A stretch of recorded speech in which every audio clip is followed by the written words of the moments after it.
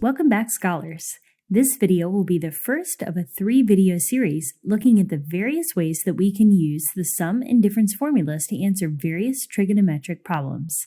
Let's get started. At the top of your notebook page, you'll find the sum and difference formulas we'll use throughout this topic.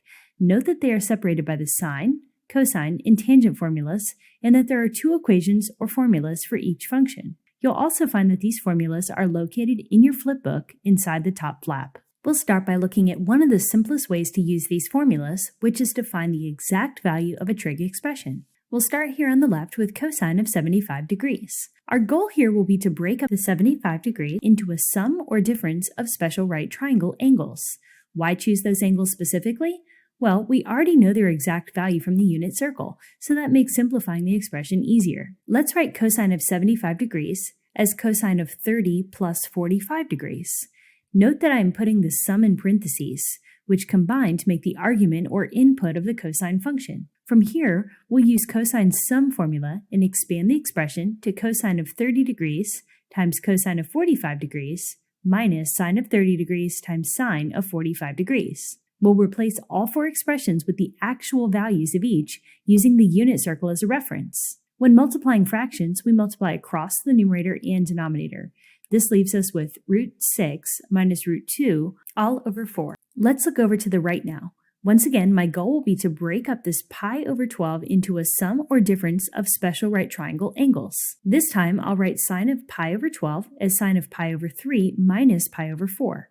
Once again, this entire difference will be the argument or input of the sine function, so the parentheses are important here. Additionally, I've shown how this expression is equivalent to pi over 12 by showing the unreduced fractions with a denominator of 12 off to the side here in blue. Now we'll use sine's difference formula to expand this out. Once again, I simplify using exact values from the unit circle as my reference. In simplified completely, we have root 6 minus root 2 all over 4. We'll look at 2 more like this, but first I want to encourage you to pause the video and try these on your own before I reveal the solutions.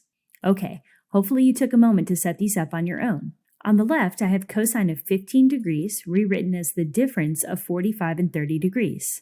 I've used cosine's difference formula and simplified down to root 6 plus root 2 all over 4. On the right, I split up the 11 pi over 12 in a similar manner to the previous example. This time, we'll use sine sum formula to find the exact value of the expression. Our final answer will be root 6 minus root 2 all over 4. Now it's your turn to try a couple of examples and submit your answers on your own. Looking at the Go formative activity paired with this lesson, you'll notice the items containing the image of the snowboarder and the umbrella.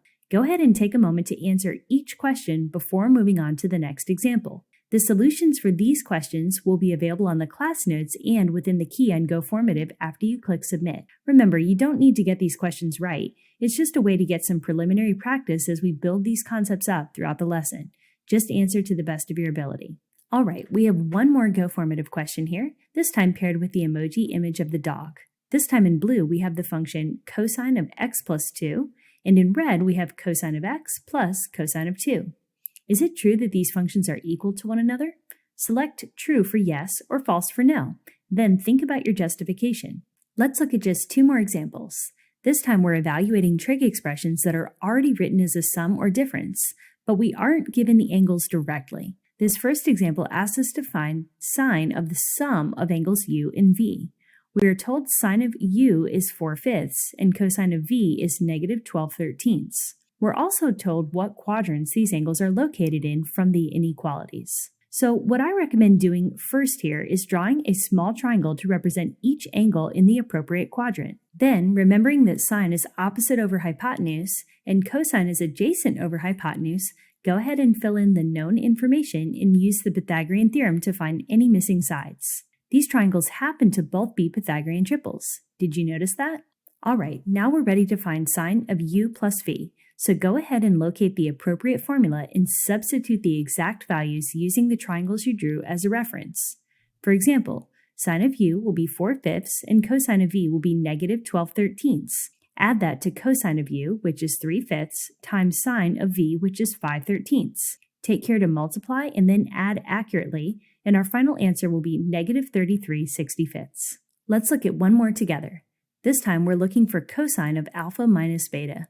We are given sine of alpha and cosine of beta as well as their respective quadrants. Once again, I'll draw reference triangles, which of course are not drawn to scale. Use the Pythagorean theorem to find any missing sides, such as root 39 over here. Now we'll find cosine of alpha minus beta. Reference the formula list to find cosine's difference formula. Then make the appropriate substitutions using the triangles we drew as a reference. Once everything is multiplied, added, and combined, we should have 15 minus 4 root 39 all over 40. Here's one for you to try on GoFormative. Locate the item with the horse emoji image and give this one a try. Once again, the solutions for these picture questions are available on our class notes and within the key once you submit on GoFormative. That wraps up our first look at the sum and difference formulas. We'll see you next time.